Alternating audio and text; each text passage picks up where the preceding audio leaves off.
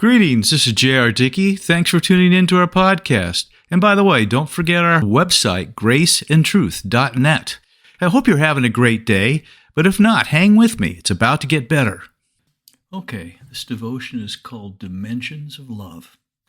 Out of Ephesians chapter 3, we read, "For this reason I bow my knees to the Father of our Lord Jesus Christ, from whom the whole family in heaven and earth is named, that he would grant you, according to the riches of his glory, to be strengthened with might through his Spirit in the inner man, that Christ may dwell in your hearts through faith, that you, being rooted and grounded in love, may be able to comprehend with all the saints what is the width and length and depth and height, to know the love of Christ, which passes knowledge, that you may be filled with all the fullness of God."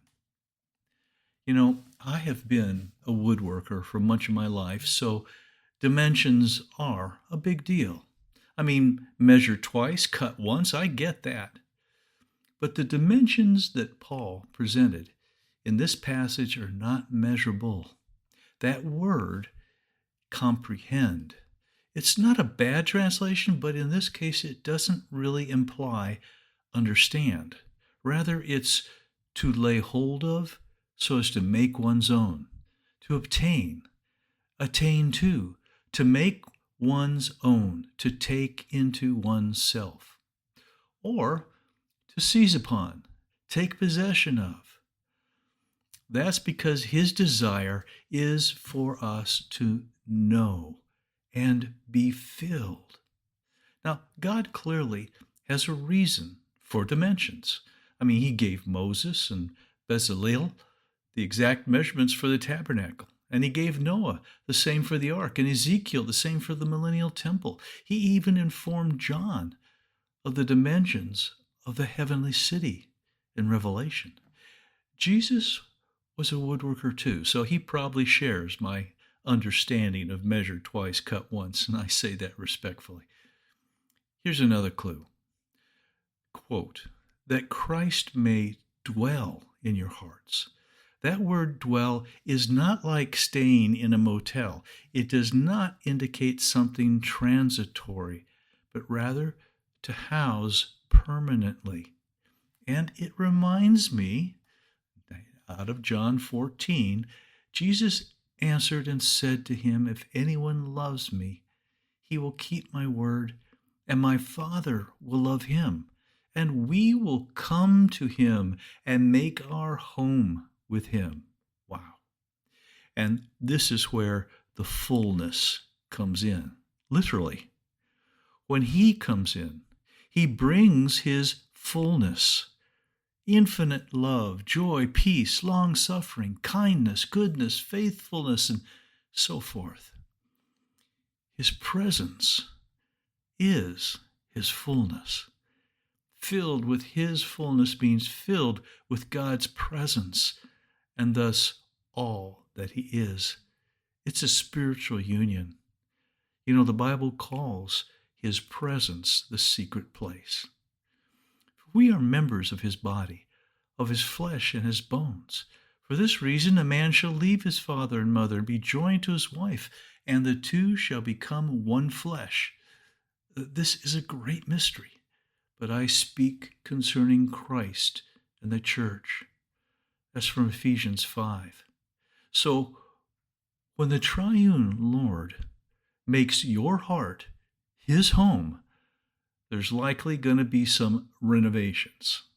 I mean, this old house, you remember that show, won't do.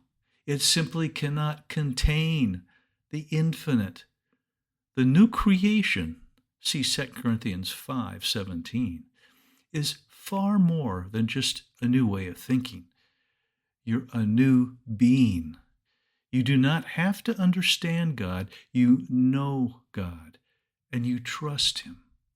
When he says, quote, to know the love of Christ, which passes knowledge, that is, to know that which passes knowing. Well, you're not hung up on figuring that out because you can't. It's not a mental exercise. And when God says, through Paul, that you may be filled with all the fullness of God, you're not puffed up because God and his fullness is greater than the entire cosmos. And you know your heart is simply not that big. So, quote, to lay hold of so as to make your own, that is, comprehend, the infinite manifold dimensions of God's love doesn't happen because of you.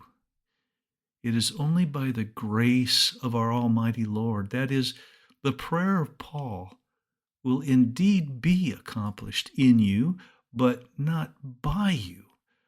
Not by obeying your moral code, not by how much you know or what you've done. If you love and trust, and of course obey him, this wondrous transformation, miraculous transformation, will occur in God's way, in Jesus. So why the dimensions?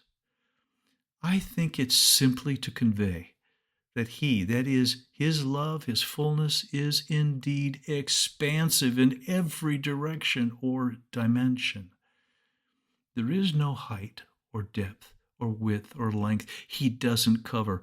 Why then is he specific with the tabernacle or the temple or the ark and so forth? Well, that's because each and every speck has a meaning and a purpose, which if you ponder, the Spirit will reveal something beautiful to you. You can refer to the devotional I've written entitled Fabricated for an example.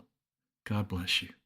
Now may the Lord grant you peace in the midst of any storm and faith to trust him. Look for our next podcast, and may you realize more of his grace today.